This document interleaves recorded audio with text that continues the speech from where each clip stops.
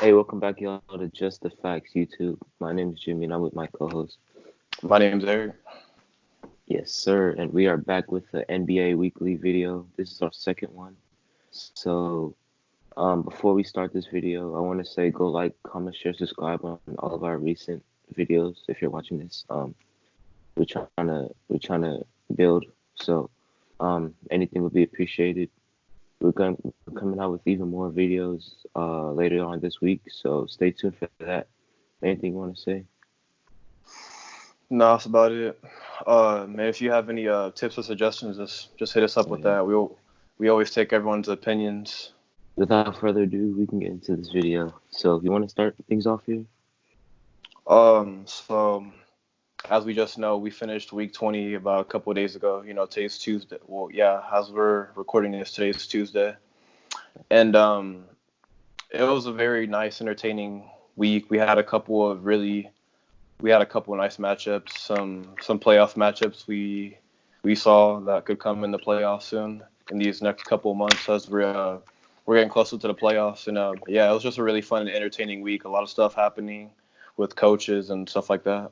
hmm The Bucks game was pretty close, and obviously Giannis versus LeBron. That's the hugest storyline of the game of the night. So they showed up and did their thing. Giannis struggled when he was guarded by LeBron, so there was that. And LeBron ended up showing his pure dominance, like in the winning moments of the game that prevailed the Lakers to win.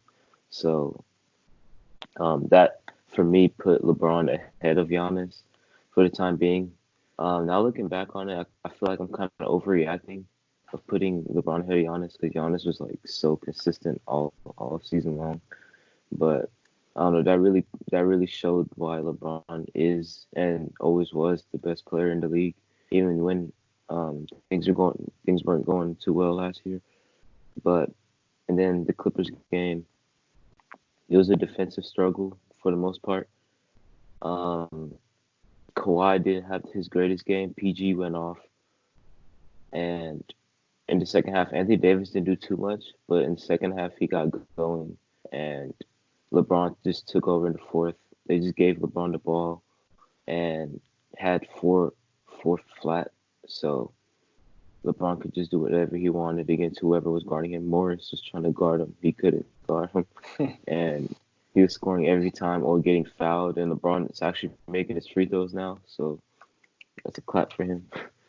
And First, yeah, and yeah, it's pretty much the week. um, yeah, I didn't watch the Buck game. I was away from the TV. I kind of saw like the fourth quarter. By the time when LeBron started taking over and whatever, I really have much to say about that. But I did for sure watch the Clipper Laker game. That was fun, hmm and it was nice to kind of see the adjustments both teams kind of made with each other. The Clippers, they really did a good job that night of stopping the Lakers, especially LeBron.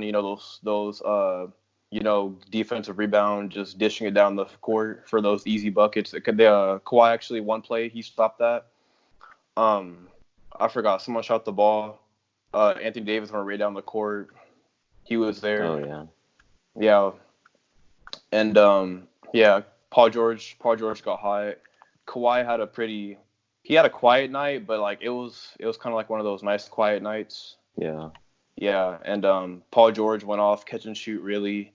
A lot of 1-2 dribble situations, three like the one. He came around the pick, took a just shot dribble. it. Yeah, just shot Yeah, it, and yeah, this game kind of showed me that Paul George, obviously he's not better than LeBron or Kawhi or Anthony Davis, but it should remind you that he has the skill sets to kind of be better than those guys on a he can be better than those guys on a nightly basis just by statistics because yeah, he can get his points, but it's just if he can get hot or not. yeah, yeah. I think the big factor in the Lakers Clippers series is Paul George because I know the other guys are gonna show up, But if Paul George can elevate his play even more, um, and possibly be the best player in a series, maybe not be the best player in a series because LeBron's just that good, but he could be the best player in like 2 games of that series, and the Clippers win. I think that's a pretty good formula for them winning that series. Obviously he's gonna score like you said, but he's also gonna be guarding LeBron at a lot of in a lot of moments, and maybe even guard Anthony Davis here and there. So Paul George can be the best player in a series, or at least for a couple games in a series. I think the Clippers have a really, really nice chance of going to the finals if that happens. But oh yeah, Patrick Beverly, stop it, bro, stop it. What are you saying? No challenge for when they're saying how hard is it to guard LeBron? Stop it, bro.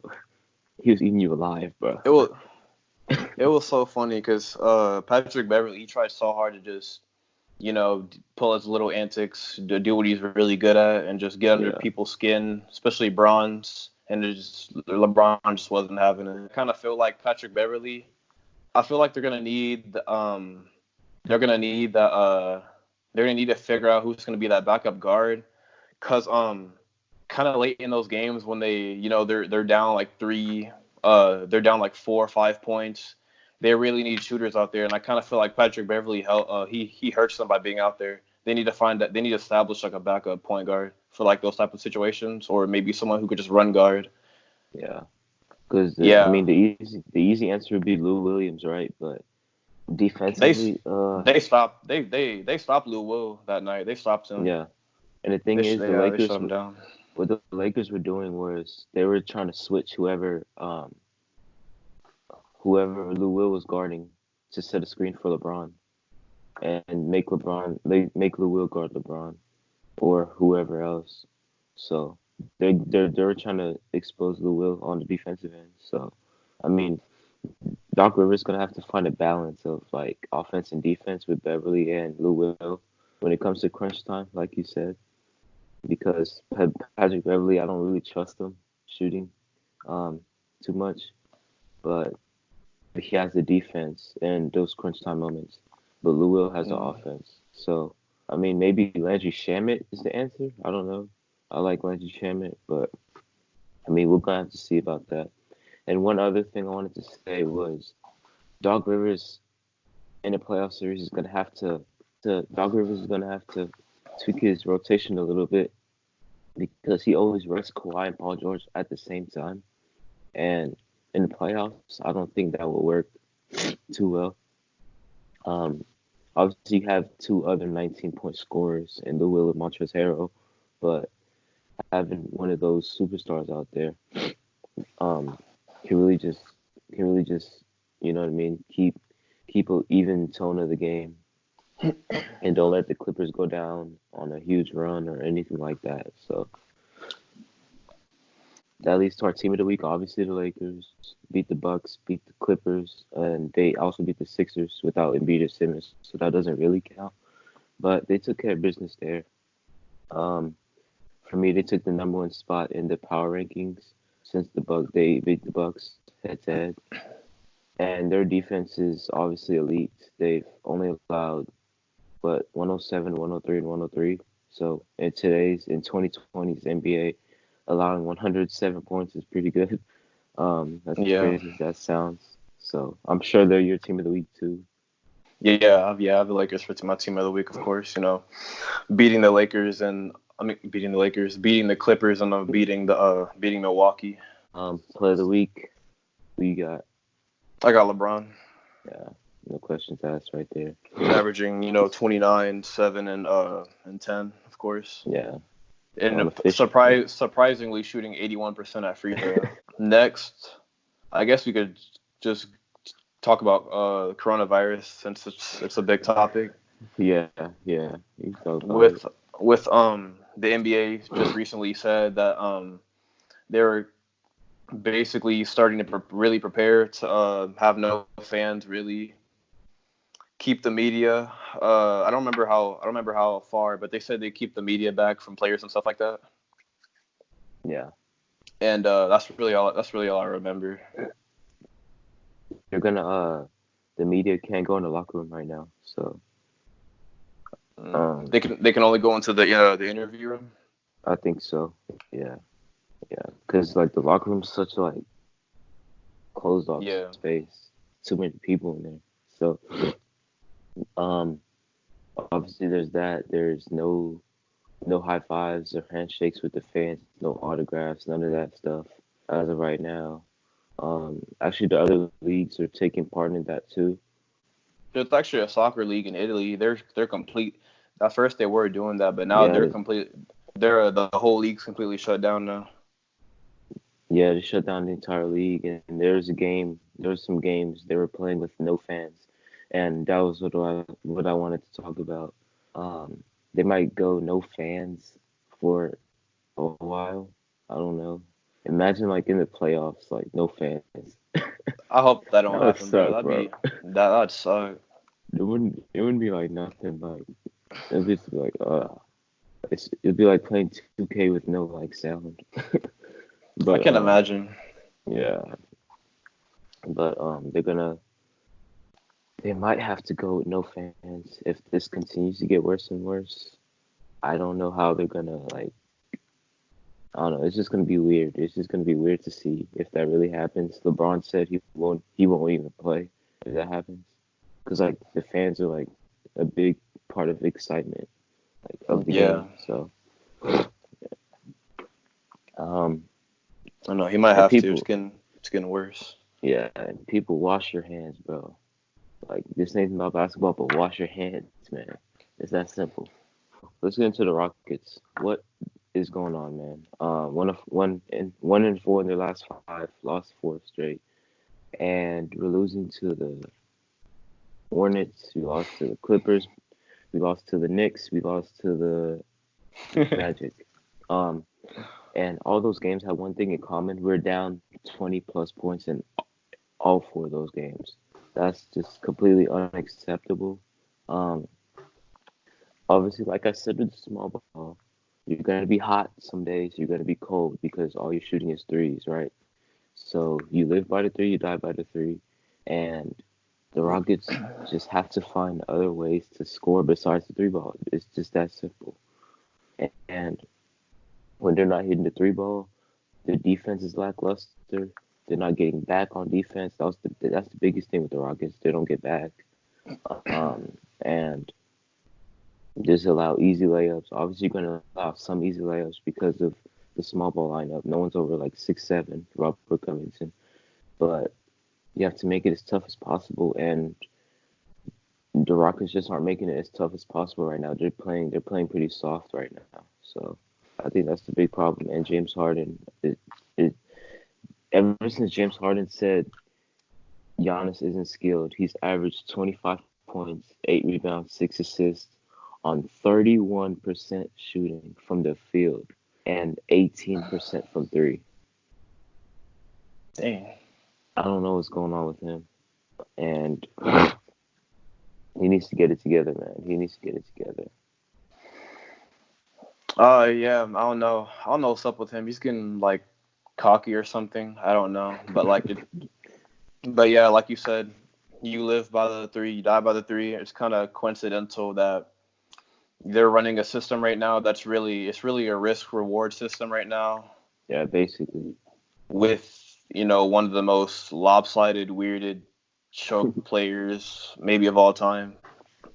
But yeah, it's kind of funny, that system with Harden. It's kind of a floppy. It's kind of a really floppy mix, and they're gonna need to start hitting shots. And if they, like you said, they're gonna have some nights where of course they're not hitting their shots, and they're really gonna have to make up for it with the defense. Hustle more down the court because you're playing five out. You miss some shots, it's gonna be easy for them to get fast break points, Yeah, yeah, and especially those nights where you're really just not hitting your shots. It's a tough night. Those points add up fast. yeah. And yeah, it's gonna be tough. So they're gonna have to figure something out about that. I And don't the really thing know. is, oh, what were you saying? I don't really know how to solve that besides from just make more shots and hustle, Yeah. really. I mean, I like to see the team drive it more Yeah. because sometimes, like like Harden or Daniel House, they'll like drive it and have the man beat, but then do a step back. Like they have their guy beat, you can go for a layup or dunk. Obviously, threes are greater than twos, of course, but Them damn when Harden you have tendencies. the Harden tendencies, man, and I don't know why he doesn't drive it as much. I don't know anymore. I never liked watching the Rockets. The only reason I watch them is because of Russ now. So even if the Rockets would play a big game, I wouldn't watch it because I just can't watch their style of play, man. But Russ, he changes it up a little bit because he'll drive it, he'll take it to the post. That's why he's flourishing so much because he's playing his game, and hopefully James Harden picks it back up. Eric Gordon has sucked all season long. Who else has sucked? Ben McLemore's fallen off a little bit. Austin Rivers is falling off a little bit.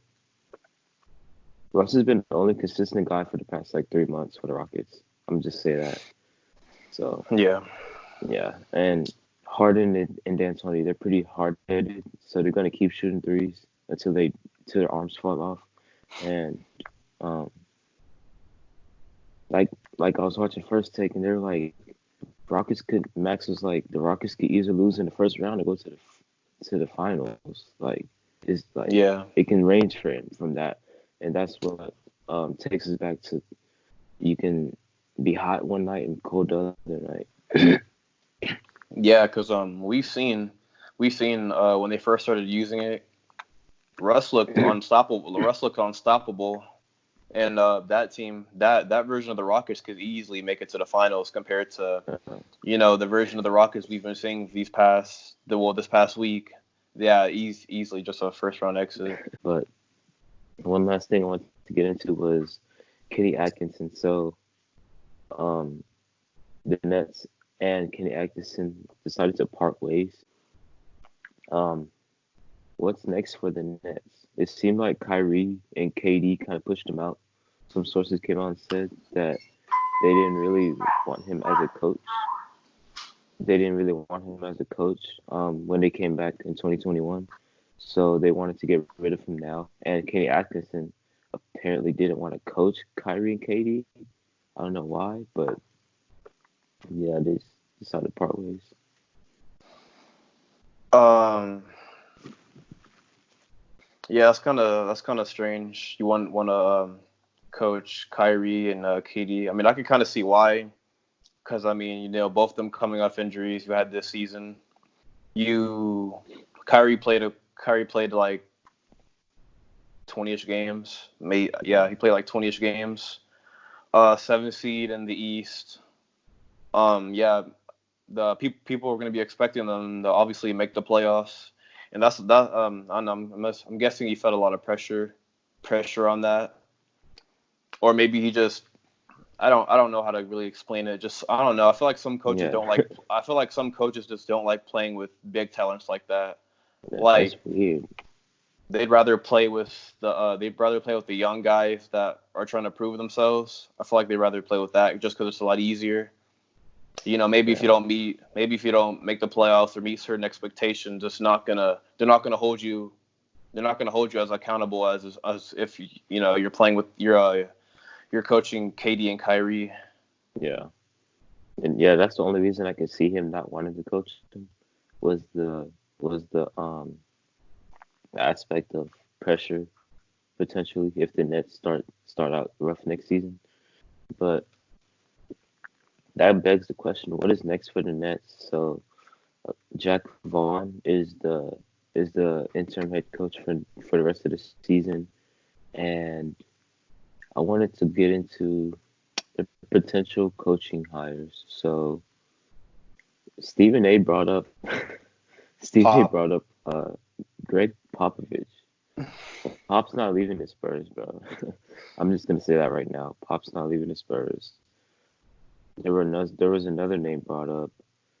I don't remember, but the names. Yeah, Kyrie wants Tyronn Lue. Yep. Um, obviously Tyronn Lue coached Kyrie back in Cleveland 2016, 2017. So he's comfortable and familiar with him. And another name I wanted to bring up was Jason Kidd. Bring him back to Brooklyn. I don't know if they're like cool or anything after he left, but hopefully they are. So he can come in and mentor Kyrie in a way. And also, Kyrie and KD will have that respect level for Jason Kidd because he knows what he's talking about. He was a former player, one of the best point guards of all time. So hopefully they'll listen to him if he were to be the coach. And Fizdale was the other name I wanted to bring up. Fizdale, bring him back to New York. He's going to be tough-minded defensively, and defense wins championships. So he's going to be a huge key in that if they decide to bring him along as well. I don't think he ever should have been fired from the Knicks. Stephen A. brought up Pop. He's not leaving San Antonio. I think he'll Why would he leave now? he'll retire a Spur, and I think Tim Duncan will probably take over. Yeah, that would be cool to see though. Yeah, that'd be really cool. Imagine going to playing with this guy to being coached by him. That's crazy. Bro, that reminded me of like 2K, how like always when you sim 2-3 years. Oh yeah. League, the coach, it's always Tim Duncan's always in there, Vince Carter's in there, Dirk Nowitzki. Dirk. They're always in yeah in the coaching hires. That's gonna be crazy to see him in 2K as like an actual real coach. Yeah. Well, I mean he is in there now because he's the assistant coach, but yeah. Yeah, I think Fizdale will be a good. Yeah, Fizdale shouldn't have been fired from New York. I mean, it's New York. He was just. Yeah, what is the point of firing a guy that are you gonna find anyone better?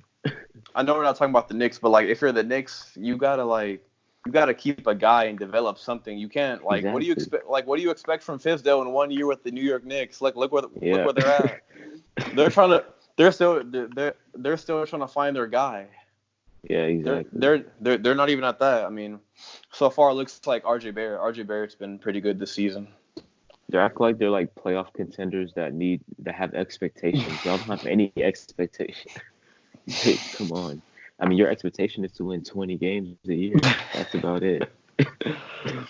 Like, come on. But yeah, I kind of feel like if Kyrie manages to succeed and bring T. Lue or who's the other coach? Yeah, you said Jason Kidd. Yeah, Kidd. I feel like either one of those would be good because, like you said, yeah, Kyrie and KD would, of course, definitely what's it called? Respect Jason Kidd. Jason Kidd's been to the finals. He's won. He knows what it takes. He has that mentality.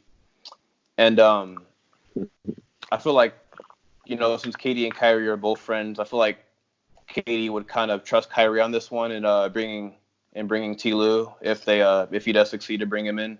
And all jokes aside, even though we all say, well, LeBron coached that Cavs team, not T. Lue. I mean, he's been there. He's been there to the finals. Yeah. With Kyrie and LeBron, with just LeBron. So I mean, he knows. He's seen it all. So I feel like either one of those three coaches would get the job done. Yeah.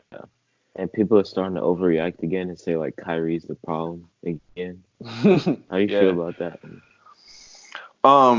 I don't know. It's just people trying to pull the scapegoat move on him. Really, that's really all I see it as. They're trying to pull the scapegoat move on him. Yeah. Kyrie beginning of the season was having some how should I say this? Not emotional problems, but like emotional problems. Well, emotional.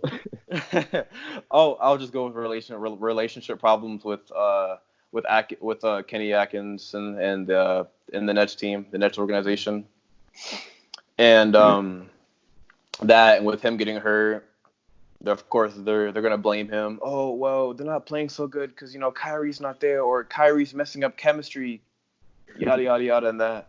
Well, Kyrie's a chemistry killer everywhere he goes. Cleveland, he left. He asked for a trade. The Celtics. I hate when people bring this up because people don't realize when Kyrie was with the Celtics before he got hurt, they was they not doing their thing? Like people forgot about that. People Yeah, forgot they where were they doing were their in the thing. standings. Yeah. Well, they're like What did they second, do? Yeah, they were second, and and they went to Eastern Conference Finals. if I remember, they won. I want to say I know it was 10+ games in a row. I don't remember how many it was, but Yeah, they're yeah figuring it they out. yeah but Yeah. but yeah that's really all I have for that. I wish that team worked out, man. I wish that team would have worked out. Kyrie and Gordon Hayward. Like if Hayward never got hurt, bro. Oh, that's Like, crazy. bro, imagine if, bro, that would be a big what if, like in the future. What if Gordon Hayward never got hurt? Like Jason Yeah, Tatum that, wouldn't be like what he is right now. Jason Tatum would probably be on another team right now, honestly. I wonder what's next for Kenny Atkinson. So another a team that was brought up, the main team that was brought up was the Bulls, right? yeah. And like you said earlier, he'd probably be more fond of coaching a team that's young and improving, like the Nets were last 2 3 years. And he has shown that he can develop those guys. Like he developed D'Lo, he developed Jared Allen and Karis LeVert. But yeah, like Kenny Atkinson, he should go to the Bulls because Jim Boylen's like the worst head coach in the league. Zach LaVine hates him. I mean, the whole team hates him. But you can see Zach LaVine's like expressions all the time. It's like he hates him, bro. Why are you And calling a timeout? There's 10 seconds left. yeah, and then That was. he said I have 40 points, bro. Like yeah, Jim Boylen's trying to tell him what to do. I feel like Zach LaVine could be an all-star with Kenny Atkinson. I feel like he could be an all-star. I mean, he's close already. So Yeah, I mean, yeah, maybe he's already Atkinson put him close. over the top like he did with D'Lo. So Yeah, I mean, and he's not starting Kobe White either. Like start Kobe White, bro. you're still He's starting been Chris. You're killing it lately. still starting Chris Dunn. I don't know why. Well, I think Kobe White's starting now, but because Chris Dunn's hurt, I think. But should have been did that, man. Should have been did that. But yeah. Let me see. Oh, Kobe White has not started a game this season. Oh, they start. That's, That's true. They start Satoransky. why? Satoransky's not bad, but Compared to Kobe White, Kobe White's nice though. that's But crazy. yeah, the Bulls have potential, bro. I think I had them like as a 9 seed coming into the season. They can stay healthy. Yeah, they for sure. Yeah, Lowry. Yeah, Lowry's always getting hurt, but Yeah. they can stay healthy. Like they'll be nice. Um, but other than that, I think that's pretty much it for the week. Actually, Also, another thing. Apparently, if you hold Fred VanVleet's kid, you just turn you're into a just a different god, breed. bro. Apparently. Norman Powell, bro.